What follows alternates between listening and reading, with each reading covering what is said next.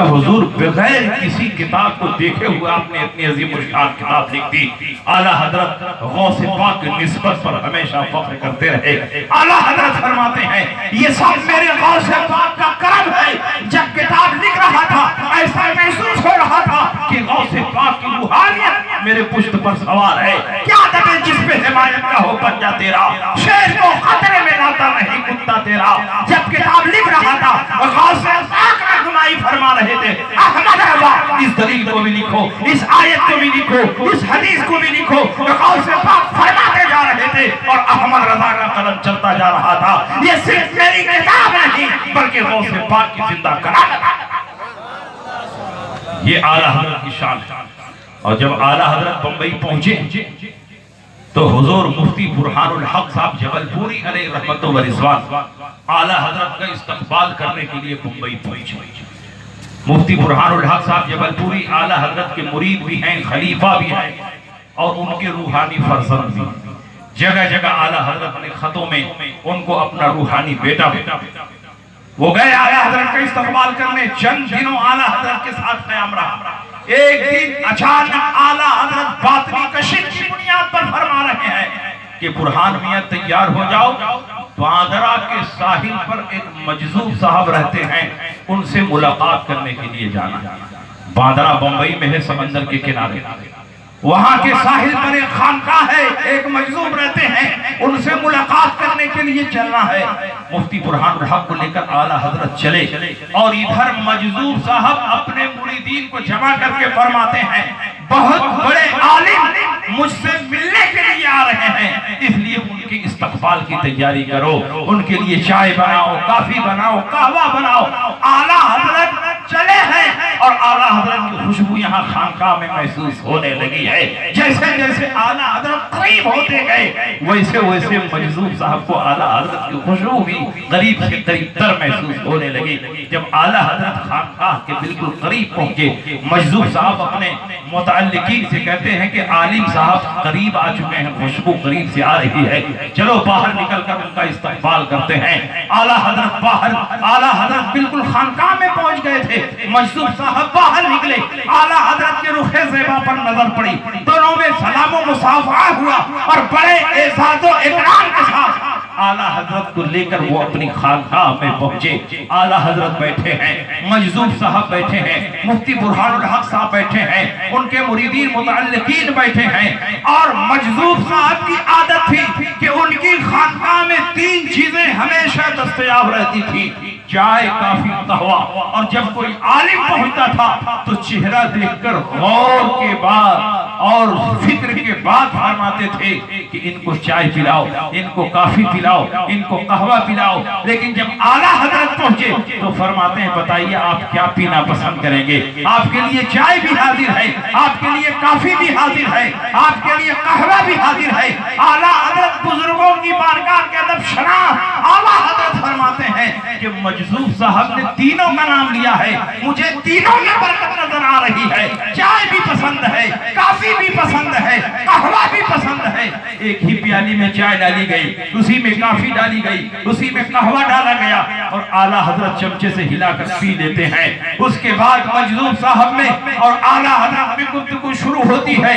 3.5 گھنٹہ مسلسل گفتگو ہوتی رہی. مفتی برہان الحق کا بیان ہے کہ میں بار بار کوشش کرتا رہا کہ ذرا یہ سمجھ جاؤں کہ کس زبان میں بات ہو رہی ہے, کس ٹاپک پہ بات ہو رہی ہے, کس موضوع پہ بات ہو رہی ہے, لیکن ایک لفظ بھی مجھے سمجھ میں نہیں آیا.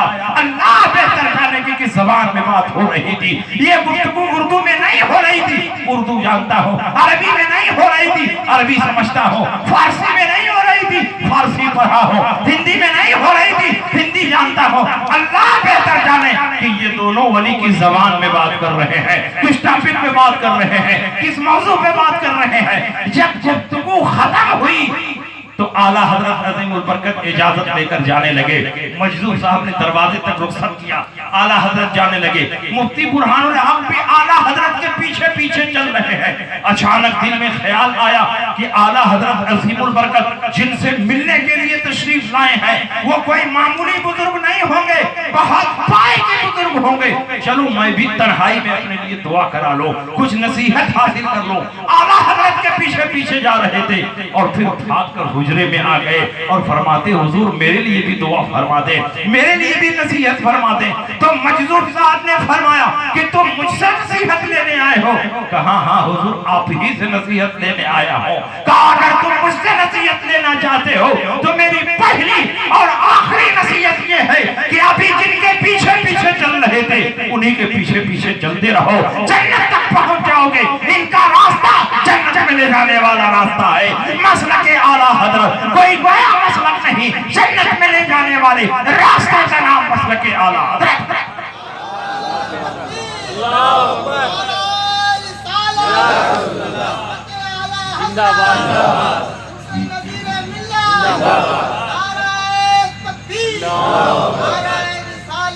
یہ اللہ کے ولیوں کی شان ہے۔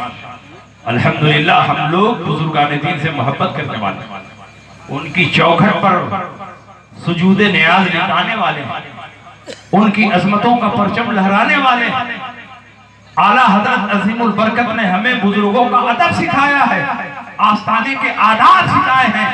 اعلیٰ حضرت امام احمد رضا فاضل بریلوی رحمت اللہ علیہ پوری زندگی ولیوں کی عظمت کا دفاع کرتے رہے، اور جب جب اولیاء کرام کی عظمت پر حملہ ہوا تو اعلیٰ حضرت امام احمد رضا نے زبان و قلم کے ذریعے اس کا مقابلہ کیا ہے اور ولیوں کی عظمت کی حفاظت۔ ان کی بارگاہ سے یہ انعام ملا کہ آج پوری دنیا میں اعلیٰ حضرت کا پرچم لہرا رہا ہے۔ اعلیٰ حضرت امام احمد رضا کو اللہ رسول کی بارگاہ میں کیسی مقبولیت اور محبوبیت تھی اس کا اندازہ لگائے۔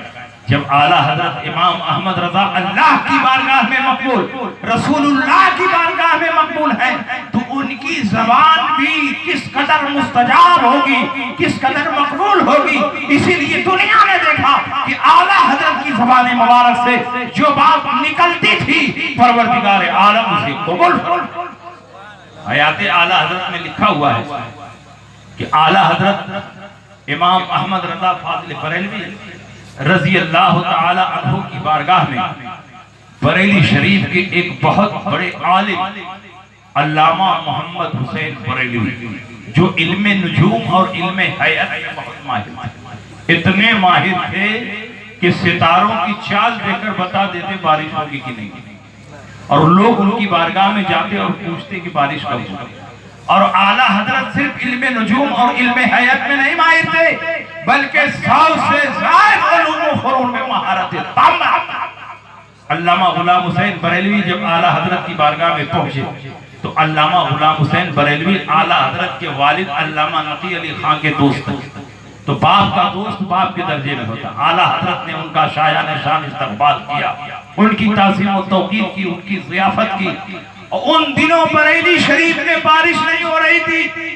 اعلیٰ حضرت نے ان سے پوچھا کہ بارش کا مزاج کیسا ہے، تو انہوں نے ستاروں کی چال دیکھی، ستاروں کی وضع دیکھی، کاغذ پر ایک ذائچہ اور نقشہ بنایا اور کہا کہ اس مہینے میں بارش نہیں ہوگی، آئندہ مہینے میں بارش ہوگی۔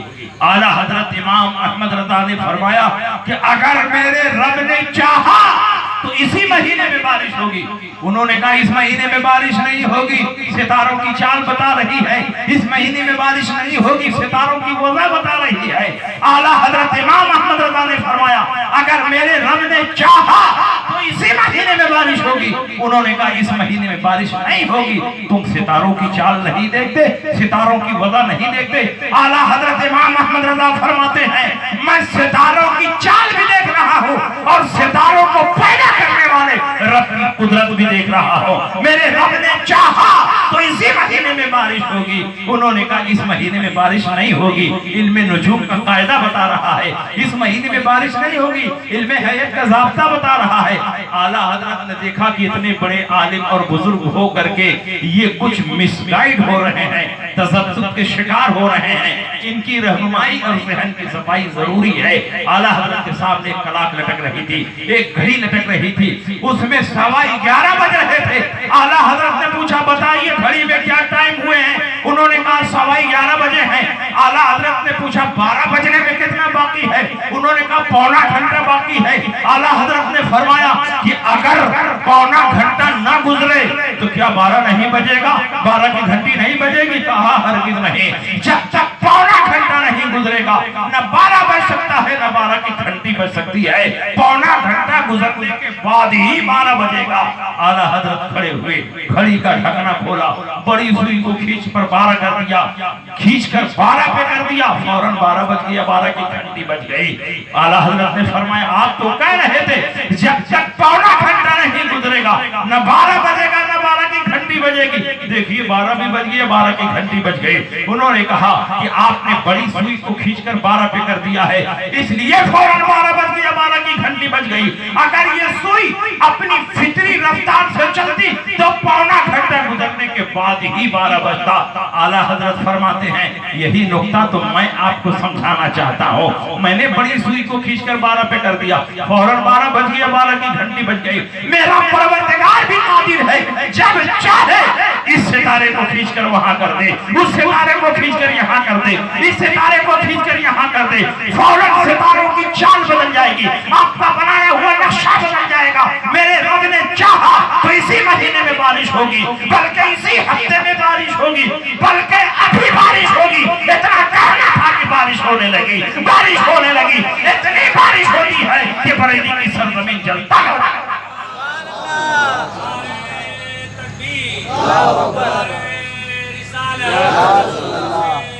زندہ باد،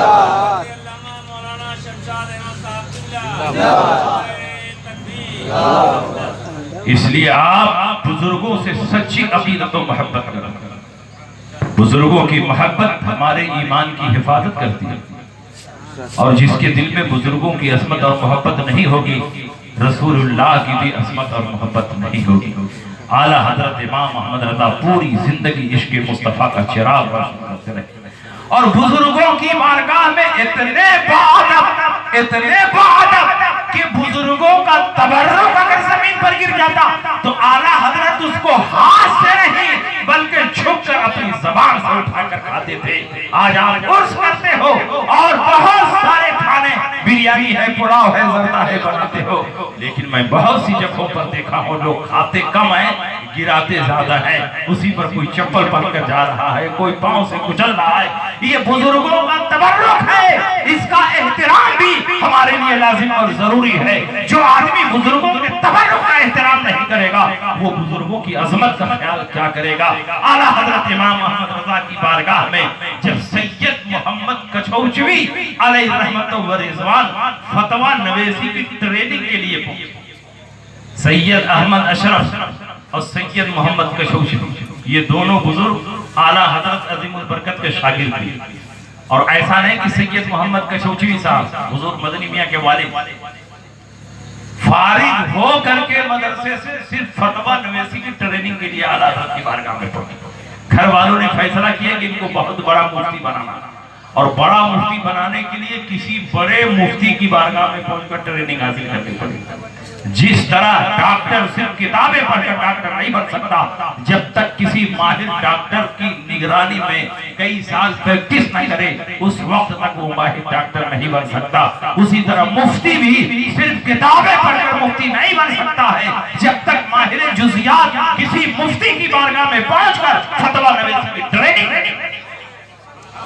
سید محمد کچھوچوی کو لے کر ان کے گھر والے اعلیٰ حضرت کی بارگاہ میں پہنچے، کہا حضور یہ آپ کی خدمت میں رہیں گے اور آپ ان سے جو چاہیں کام لے لیں۔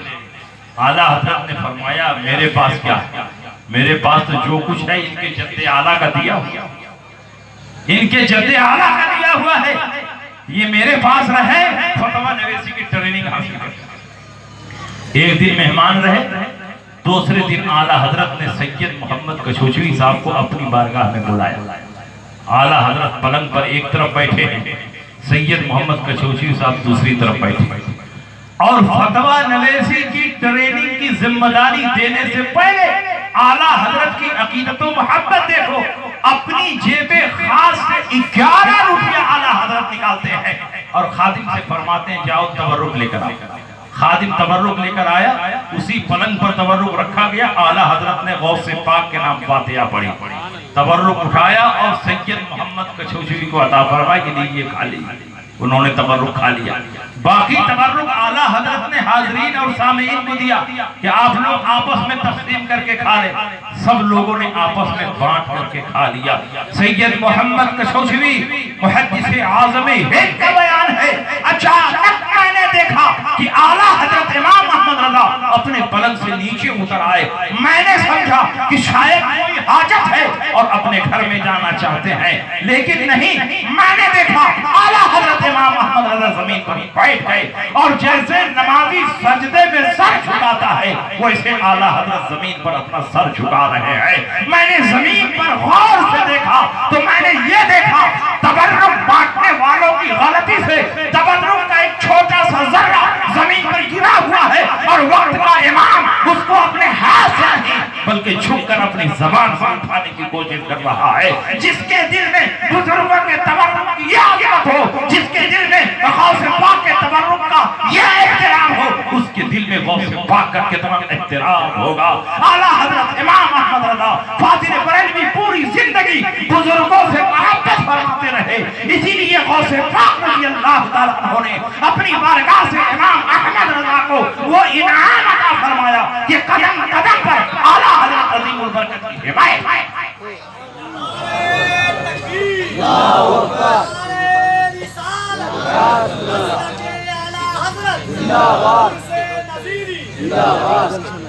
اسی لیے اعلیٰ حضرت فرماتے تجھ سے در سے سخت اور سخت سے ہے مجھ کو نسبت، میری گردن میں بھی ہے دودھ کا ڈورا تیرا، میری قسمت کی قسم کھائیں سگانے بغیر ہند میں رہ کے بھی دیتا رہا۔ اعلیٰ حضرت کو غوث پاک کی بارگاہ سے وہ فیضان ملا کہ جماعت اہل سنت کے بہت بڑے محدث ہیں، پیر سید جماعت علی شاہ محدث علی پوری رحمت اللہ علیہ، انہوں نے خواب دیکھا، خواب میں سرکار غوث پاک تشریف لائے اور پوچھا کہ حضور اس وقت دنیا میں آپ کا نائب کون ہے؟ تو غوث پاک رضی اللہ عنہ نے فرمایا کہ اس وقت پوری دنیا میں میرا نائب مولانا احمد رضا خان بریلوی۔ ان کے دل میں اعلیٰ حضرت کی ایسی عظمت پیدا ہوئی کہ وہ جماعت دور سے چل کر بریلی شریف حاضر ہوئے، اعلیٰ حضرت کی بارگاہ میں پہنچے، کئی دن تک مہمان رہے، اور جب یہاں سے پلٹ کر اپنے وطن گئے تو علی پور میں جو اس وقت پاکستان میں ہے ایک بڑے مجمع کو خطاب کرتے ہوئے انہوں نے کہا اے لوگوں میں بریلی سے واپس آ رہا ہوں، اعلیٰ حضرت امام احمد رضا کی بارگاہ سے واپس آ رہا ہوں، خدا کی قسم میں نے ان کی بارگاہ میں دیکھا ایک پردہ پڑا ہوا ہے اور پردے کے پیچھے رسول پاک سید عالم صلی اللہ علیہ وسلم تشریف فرما ہے اور جو سرکار بتا رہے ہیں وہی مولانا احمد رضا لکھ رہے ہیں، جو سرکار فرما رہے ہیں وہی مولانا احمد رضا بیان کر رہے ہیں، زبان احمد رضا کی ہے لیکن بات رسول اللہ۔ یہ بزرگوں کی شان اور عظمت اعلیٰ حضرت فاضل بریلوی رضی اللہ تعالیٰ عنہ کی شان اتنی بلند ہے کہ اعلیٰ حضرت کے زمانے میں جب انگریزی حکومت تھی تو غیر مسلموں کو خوش کرنے کے لیے انہوں نے ایک قانون بنایا کہ گائے کی قربانی ممنوع ہے، قانون بنایا۔ پورے ہندوستان میں بڑے بڑے علماء تھے لیکن اس قانون کے خلاف کسی کو قلم اٹھانے کی جرات نہیں ہوئی، لیکن اعلیٰ حضرت امام احمد رضا نے اس کالے قانون کے خلاف بھی کتاب لکھی اور اس بات کی پرواہ نہیں کی کہ انگریزی حکومت ہم کو جیل میں ڈال دے گی۔ انفس الفکر فی قربانی البقر اعلیٰ حضرت امام احمد رضا نے اسی موقع پر لکھی اور اعلیٰ حضرت نے اپنی کتاب میں صاف صاف فرمایا کہ گائے کی قربانی یہ شعار اسلام سے ہے اور دنیا کی کسی حکومت کو یہ اجازت نہیں ہے کہ شعار اسلام کو مٹانے کی کوشش کرے، اگر ایسا کوئی قانون بنتا ہے تو ہندوستان کا مسلمان اسے تسلیم نہیں کرے۔ جب اعلیٰ حضرت نے یہ فتویٰ دیا تو بریلی شریف میں غیر مسلم بہت ہیں، آج بھی درگاہ کے آس پاس غیر مسلم بہت ہیں، اس زمانے میں تو اور زیادہ وہ سب کے سب آپ کی جان کے دشمن ہو گئے اور انہوں نے کرائے کے 2 قاتلوں کو متعین کیا کہ یہ رات کو عشاء کی نماز پڑھنے کے لیے جب اپنے گھر سے مسجد جاتے ہیں تو راستے میں اچانک ان پر حملہ کر دیا جائے تاکہ ان کا کام تمام ہو جائے۔ اعلیٰ حضرت امام محمد رضا عشاء کی نماز پڑھنے کے لیے اپنے گھر سے نکلے اور سامنے ہی مسجد میں جا رہے تھے، اور گلی میں دونوں طرف کرائے کے قاتل ہاتھوں میں ننگی تلوار لے کر چھپے ہوئے تھے۔ جیسے ہی اعلیٰ حضرت امام محمد رضا اپنے گھر سے نکلے گلی میں پہنچے تو دائیں سے ایک قاتل اور بائیں سے ایک قاتل اعلیٰ حضرت امام احمد رضا پر حملہ آور ہو گئے، اور اعلیٰ حضرت امام احمد رضا فاضل بریلوی نے اچانک دیکھا کہ دو آدمی چیخے مار کر زمین پر بے ہوش پڑے ہوئے ہیں اور ان کے ہاتھ میں ننگی تلوار۔ اعلیٰ حضرت نے اپنے آدمیوں کو بلایا، لوگ آئے، ان کے منہ پر پانی کا چھڑکاؤ کیا گیا، ہوش میں آئے تو اعلیٰ حضرت نے پوچھا تم لوگ کون ہو، تمہارے ہاتھوں میں ننگی تلوار کیسی ہے اور کیوں چیخ مار کر بے ہوش ہو گئے؟ کہا حضور ہمیں معاف فرما دے، ہم تو آپ کو قتل کرنے کے ارادے سے آئے تھے، ہم کرائے کے قاتل ہیں، ہم نے اپنی آپ کی جان لینے کے لیے سپاری دی ہوئی تھی، لیکن جیسے ہی دائیں سے اور بائیں سے ہم نے آپ پر حملہ کیا تو ہم نے دیکھا دائیں سے ایک خوفناک شیر اور بائیں سے ایک خوفناک شیر ہم پر حملہ آور ہو رہا ہے، ایسا خوفناک شیر ہم نے نہیں دیکھا تھا۔ اس بھیانک منظر کو دیکھنے کے بعد ہم چیخ پڑے اور زمین پر بے ہوش ہو گئے۔ اعلیٰ حضرت امام محمد رضا فرماتے ہیں یہ دائیں اور بائیں شیر نہیں تھے، دائیں طرف رسول اللہ کی نصرت ہوتی ہے اور بائیں طرف غوث پاک کی مدد ہوتی ہے۔ میں ان کے دین کے لیے کام کرتا ہوں کہ یہ میرے سرکار ہماری جان کی حفاظت۔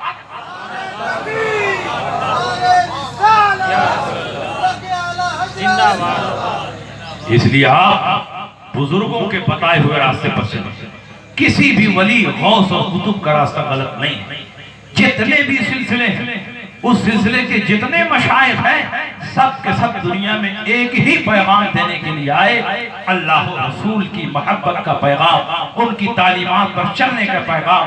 حضور نذیر ملت نے بھی پوری زندگی انسانوں کو اسی بات کی تعلیم دی ہے کہ اللہ و رسول کی محبت میں مست رہو، ان کے بتائے ہوئے راستے پر چلتے رہو، نماز روزہ اور دیگر فرائض و واجبات کی پابندی کرتے رہو، اور رسول اللہ صلی اللہ علیہ وسلم کی محبت کا چراغ اپنے دل میں روشن رکھو، اور یاد رکھو جس کے دل میں رسول اللہ صلی اللہ علیہ وسلم کی محبت نہیں، لاکھ نمازیں پڑھے، روزہ رکھے، قرآن کی تلاوت کرے، ہرگز وہ مسلمان نہیں۔